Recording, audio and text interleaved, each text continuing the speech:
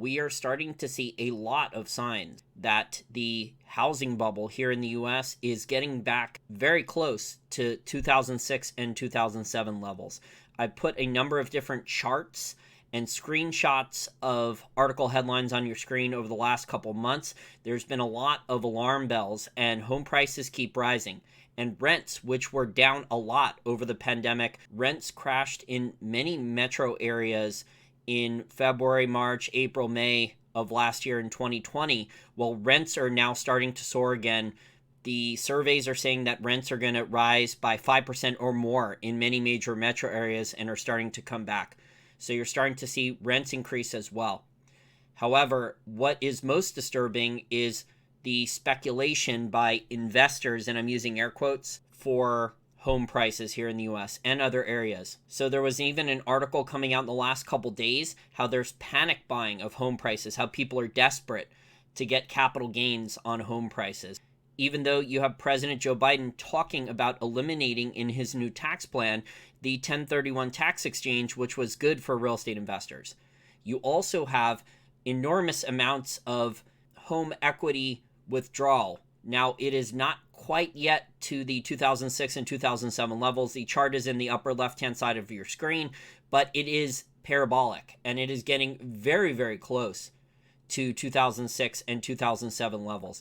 You also have median home prices rising, and you have the Fed's official balance sheet with mortgage-backed securities has exploded. It is now well over 2.1 trillion of mortgage-backed securities on balance sheet, off balance sheet with the mortgage-backed securities and commercial real estate mortgage-backed securities. Who knows what is being stuffed into special purpose vehicles, both onshore and offshore. So all these factors together, and you have Federal Reserve presidents like the current Dallas Federal Reserve president worried that the starter home, the low-priced home that a young family that just got married and wanted to have kids would have been able to afford in the past, those days are gone.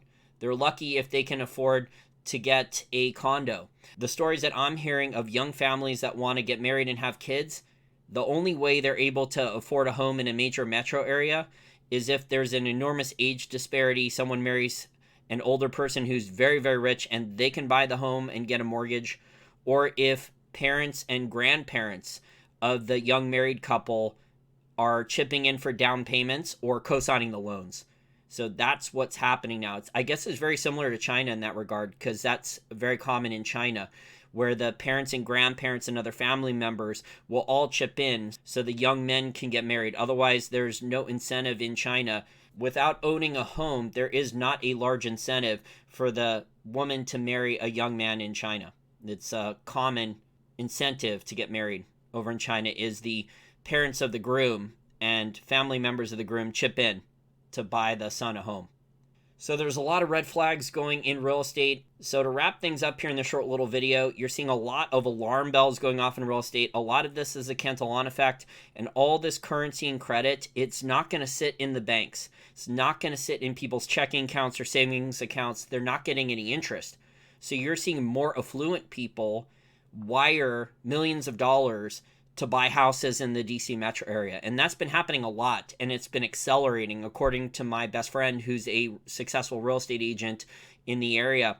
And that's what he's hearing for years now and getting customers. They're making phone calls and they're wanting to wire funds here, 7-figure funds, to go and buy a home as an investment here, expecting capital gains appreciation for a number of different reasons. And now there's panic buying, and you have Federal Reserve presidents like the Dallas Federal Reserve chairman worried that they might have to increase interest rates. He talked about increasing interest rates. The Fed really can't increase interest rates because this leveraged asset bubble and global fiat debt Ponzi scheme will collapse with interest rate hikes. And they know that. They have to talk about potentially raising interest rates, though. But he was talking about raising interest rates because real estate prices, especially mortgage prices on the long end, a 30-year mortgage, is so sensitive to rate hikes. And I think that is another major reason why the Fed can't raise interest rates, besides the budget deficits that the U.S. federal government is running, is because if they do raise interest rates, not only will it hurt U.S. government finances, the interest payments on the national debt, not only will it prick the corporate bond bubble, Not only will it prick asset prices, but it will also hurt the real estate market here in the US and home prices. And for capital gains tax revenues, the amount of tax receipts that are coming in, the US federal government, the US Treasury needs those capital gains from real estate sales.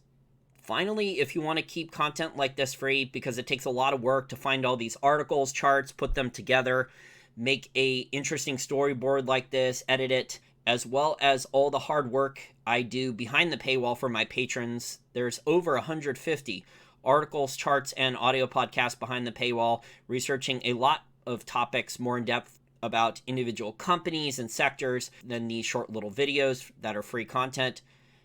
Please chip in $5 a month for my Patreon. This allows me to pay my bills, focus on content, research, information, and analysis, and provide a good value for both the free content and also the pay content, and still be able to pay my bills. Because the ad revenues for these free videos don't pay anything.